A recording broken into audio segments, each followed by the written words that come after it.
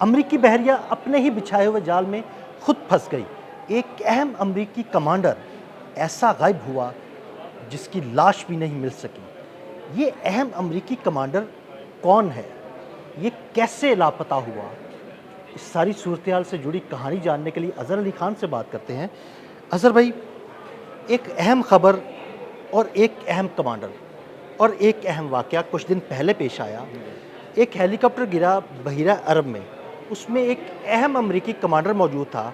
वो हेलीकॉप्टर में जो बाकी स्टाफ भी मौजूद था उस अहम अमरीकी कमांडर के साथ, वो स्टाफ उसको तो उन्होंने रेस्क्यू कर लिया, लेकिन उस अमरीकी कमांडर की ना लाश मिल सकी, ना उससे ज़िंदा रेस्क्यू किया जा सका। वो कहाँ गया और उसकी इतनी अहमियत क्यों थी? अदील भाई, ये ना एक सादा सी खबर लग रही थी। कुछ दिन पहले मैंने और आपने भी रिपोर्ट की थी, उसके बाद मैंने भी इस पर व्लॉग किया था। बताया जा रहा था कि एक एयरमैन गायब हो गया है और वो समंदर में उसको ढूंढा जा रहा है। जब उसकी शनाख्त सामने आई है तो पता चला है भौचाल आ गया अमेरिका की पूरी बहरिया के अंदर, क्योंकि वो उनका इंतहाई अहम कमांडर था और वो बेसिकली जो हेलीकॉप्टर का जो उनका स्क्वाड्रन है उसका कमांडर था और स्क्वाड्रन 5 का कमांडर था। और ये बेसिकली 5th फ्लीट के साथ जो HW बुश उनका एक एयरक्राफ्ट कैरियर है इस पे तैनात था। और यहाँ पे उस कमांडर का मर जाना या गायब हो जाना, मिसिंग हो जाना बहुत बड़ी खबर है, क्योंकि वो एक अहम मिशन पर वहाँ से निकला था। MH-60S सी हॉक हेलीकॉप्टर है। जी, बिल्कुल। उसमें ये लोग निकले थे। ये तकरीबन 25 से लेकर $45 मिलियन की एक मशीन है। इस हेलीकॉप्टर पे जब वो निकले तो टेक ऑफ करने के कुछ देर के बाद उनका तवाज़ुन वो बरकरार नहीं रख सके, कंट्रोल खो दिया उन्होंने अपने हेलीकॉप्टर पे। क्या हुआ कुछ समझ में नहीं आया और वो गिरा। क्रैश लैंडिंग की उसने पानियों पे और उसके बाद उनको नहीं बचाया जा सका। और उसके बाद जब बहुत ज़्यादा कोशिशें की तो 3 लोगों को निकाल सके वो, चौथे को नहीं निकाल सके और वो गायब हो गया। अब जो 3 लोगों को निकाला गया उनसे पूछा गया कि ये क्या हुआ था तुम्हारे साथ, तो वो कुछ भी नहीं बता सके। उन्होंने कहा कि अचानक हमारा कंट्रोल खो दिया हमने। उसके बाद 4-5-6 दिन हो चुके हैं सारी बात को। रेस्क्यू ऑपरेशन इतने दिन चलता रहा, लेकिन उसके बावजूद वो अपने कमांडर को जो है ना वो बचा नहीं पाए, ना उसकी लाश का कुछ पता चला कि वो कहाँ चला गया। जी, वो उसकी शनाख्त भी छुपा रहे थे। आज उन्होंने बताया कि उसका नाम है गैब्रियल एडवर्ड। तो गैब्रियल एडवर्ड जो है 20 साल का तजुर्बा उनका था। अभी उनकी प्रमोशन भी कुछ दिनों के बाद होने वाली थी और वो इंतहाई अहम मिशन पे, ईरान के मिशन पे वहाँ पे मौजूद थे और वो 5th फ्लीट के साथ जुड़े हुए थे। अच्छा, अब इनको जब ये डूबे हैं, हेलीकॉप्टर क्रैश किया तो वो पानी में क्रैश किया। जब पानी में आप क्रैश लैंडिंग करते हैं तो वहाँ पे बचने के चांसेस बहुत कम होते हैं, लेकिन उन्होंने किसी तरह 3 लोगों को बचा लिया, एक मिसिंग हो गया। आप इस शख्स की, गैब्रियल एडवर्ड की अहमियत का अंदाज़ा इस बात से लगाएं कि उसको ढूंढने के लिए अमेरिका ने अपनी तमाम टेक्नोलॉजी, मशीनरी सब झोंक दी बहीरे अरब के अंदर। तह दर तह उसको तलाश किया, समंदरों की गहराइयों में जाके तलाश किया।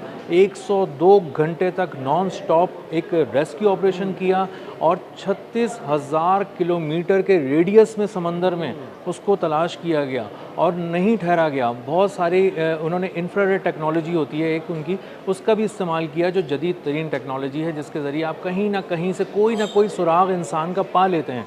लेकिन वो कौन सी लहर किस तह में लेकर चली गई उसको, गैब्रियल एडवर्ड को, कुछ नहीं पता। और ये भी नहीं अब तक पता चल सका। ये 2 बहुत बड़ी नाकामियां हैं। एक तो ये कि उनका अहम तरीन कमांडर मारा गया इस मामले में, एक हेलीकॉप्टर उन्होंने खो दिया, बहुत बड़ा एक धचका है उनके इस तमाम मिलिट्री ऑपरेशंस को बहीरे अरब के अंदर। और तीसरी और अहम बात ये कि अब तक वो पता नहीं लगा सके कि हेलीकॉप्टर के साथ हुआ क्या था आखिर में। अज़हर भाई, मुझे बड़ी हैरानी है कि उस हेलीकॉप्टर में 3 और लोग भी सवार थे। जब उन 3 और लोगों को रेस्क्यू कर लिया गया और जहाँ से उन्हें रेस्क्यू किया गया, तो उस इलाके के आस-पास ही वो हेलीकॉप्टर समंदर में गिरा होगा ना? लेकिन बड़ी हैरत की बात है कि अमेरिका ना उस हेलीकॉप्टर के मलबे को तलाश कर पाया, ना अपने उस कमांडर को तलाश कर पाया। अच्छा, उसकी जस्टिफिकेशन ये दे रहे हैं दिल भाई कि ना जो समंदर की लहरें हैं वो मुख्तलिफ़ तहों में होती हैं।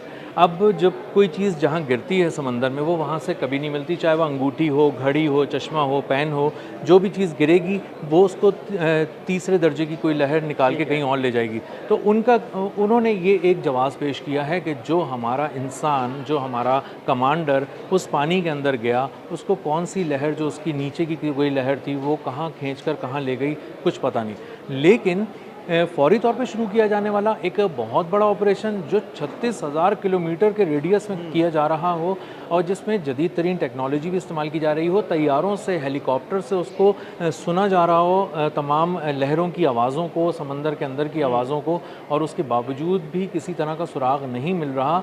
तो ये एक बहुत बड़ी नाकामी है, नाकामी बहुत बड़ी नाकामी है और सवालिया निशान है उस टेक्नोलॉजी पे जो अमेरिका को सुपर पावर बनाने का दावा कर रही है और कह रही है कि हमारी हुक्मरानी फ़िज़ाओं में है, समंदरों में है, ज़मीनों पर है। तो वो ज़मीन पर भी नाकाम होता हमें नज़र आया है, वो हमें फ़िज़ाओं में भी नाकाम होता नज़र आया है, और अब समंदर में ये कितनी बड़ी नाकामी है कि वो अपने अहम तरीन कमांडर को, जिसकी 20 साल की सर्विस हो गई थी, जिसकी प्रमोशन ड्यू थी और होने वाली थी, और यकीनन उसके पास कई अहम राज भी मौजूद होंगे क्योंकि वो अमेरिकी बहरिया का एक अहम कमांडर था। जी ऐसा ही है, और वो कमांडर भी था उन तमाम ऑपरेशंस का जो एयरक्राफ्ट कैरियर से, हेलीकॉप्टर से जुड़े हुए थे, और हेलीकॉप्टर्स की जितनी रेंज थी, जितने पायलट्स थे, वो उसके अंडर में काम कर रहे थे और उसको रिपोर्ट कर रहे थे। तो ये एक आम पायलट नहीं था, ये एक कीमती पायलट नहीं था, ये कीमती तरीन प्रो किस्म का पायलट था जिसका 20 साल का तजुर्बा था, जो हेलीकॉप्टर्स को संभाल सकता था, जो कमांडर था इन सब का। मतलब जो ना सिर्फ पायलट था बल्कि तमाम ऑपरेशंस की निगरानी भी वही किया करता था, और फिफ्थ फ्लीट से जुड़ा हुआ था। फिफ्थ फ्लीट बहुत ही इंपॉर्टेंट है। बहरीन में इसका हेडक्वार्टर्स है। ईरान उसको मुसलसल निशाना बनाता है, निशाना बनाया जी, ईरान ने आज भी उसको निशाना बनाया है। और वहाँ से जो फिफ्थ फ्लीट एक बार फिर नाकाम हुआ है तलाश में भी, ये भी मैं आपको बताऊं, क्योंकि पहले भी ये गए थे, एक दो तैयारे जो गायब हुए थे उनकी तलाश के लिए गए थे। MQ-4C ट्राइटॉन एक ड्रोन था $240 मिलियन का, उसको भी तलाश नहीं कर पाए। 2 हेलीकॉप्टर गए थे और वो वापस आ गए। फिफ्थ फ्लीट ने एक बार फिर ये ऑपरेशन करने के बाद एक और नाकामी जाहिर की है। तो ये मजमूई तौर पे कई एक नाकामियां हैं जो सिर्फ इस एक मामूली से ऑपरेशन से जुड़ी हुई हैं, जिसके बारे में ख़ुद अमेरिका भी नहीं बता रहा कि वो क्या ऑपरेशन था, क्योंकि वो कह रहे थे कि वो तो एक आम सा हेलीकॉप्टर था, एक आम से रूटीन के परवाज़ पे जा रहा था।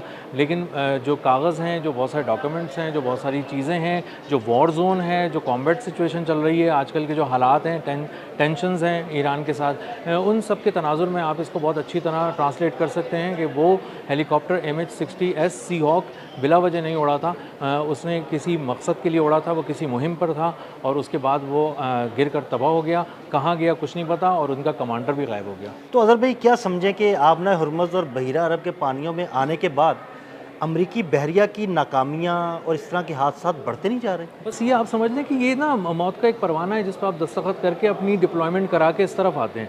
आप आबनाए हुर्मुज़, खलीज फ़ारस, खलीज ओमान, बहरे अरब वगैरह में कहीं पे भी ज़मीन फ़िज़ा कहीं पे भी तैनात हो गए समंदर में, इसका मतलब ये है कि आप घर वालों से मुलाकात कर लें, परवाना खुद अपने हाथ से लिख दिया जी, और उसके बाद कोशिश करें कि आखिरी बार आप हर दफ़ा वीडियो कॉल ही करें घर वालों को, ताकि वो आपको हमेशा देख लें आखिरी दफ़ा के लिए।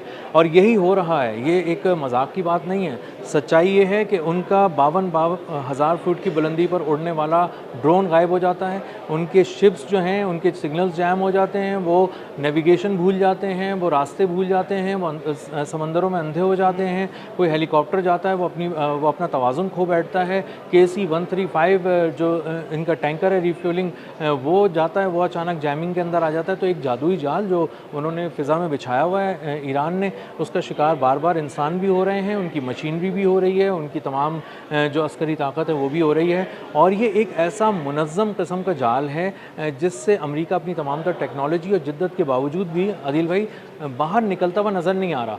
आज भी वो अमेरिका वहीं खड़ा है जहाँ 4 महीने पहले खड़ा था। आज भी उसके तैयारों को, उसके जंगी जहाज़ों को, बहरी जंगी जहाज़ों को और उसके फ़ौजियों को वही ख़तरा है, मौत का, तबाह हो जाने का, कंट्रोल खो देने का और किसी तरह की जैमिंग का, जो 4 महीने पहले हम सुन रहे थे और बार बार रिपोर्ट कर रहे थे। आज भी हमने देखा है कि आज भी एक हेलीकॉप्टर तबाह हुआ है, लेकिन उसके बारे में कोई कॉन्फिडेंट होकर 2 जुमले नहीं कह सकता कि ये क्यों तबाह हुआ है। आज तक एक हेलीकॉप्टर तबाह होने के बाद, इतनी बड़ी इंक्वायरी होने के बाद, आज तक ये सामने नहीं आ सका कि वो कमांडर कहाँ गया, वो हेलीकॉप्टर कैसे तबाह हुआ, ये सब कुछ कैसे हुआ और वो हेलीकॉप्टर कहाँ जाने के लिए उड़ा था।